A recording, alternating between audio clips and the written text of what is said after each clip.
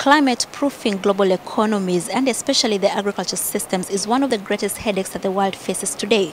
It's even worse for developing countries that lack the adequate resources to build resilience and shift towards greener production systems.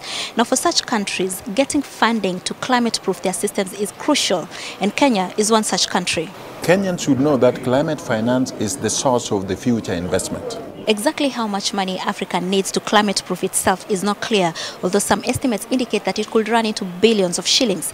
Effort has been made across the country to green the various economies in the continent through the Green Climate Fund, and sugarcane has been listed as one of those crops that Kenya is looking to transform in the next 3 years. If you look at the flows of the resources that we are getting from various climate finance related ones, it is quite significant, and it is distributed according to regions, according to adaptation, according to mitigation, and also related activities. Indeed, it is only in Kenya that we are now tracking climate finance flows, where it goes, who gives it, who handles it, and measuring the impact by very simple tools. The GCF is going through a hard time.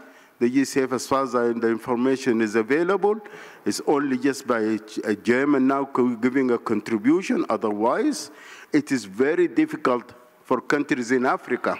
Our level of management of climate change is not the level of the European countries or developed countries. So we need to match our level by them giving us finances that will be able to capture our projects in Kenya. I come from Kenya. And there are a lot of policies which have been actually enacted, including the one and only Climate Change Act 2016, the only climate change law in Africa, and even very rare at global level. So, but that is not important. What is important, how do we use these policies and laws to ensure that those impacted by climate change get assistance in terms of finance and in terms of actions on climate change.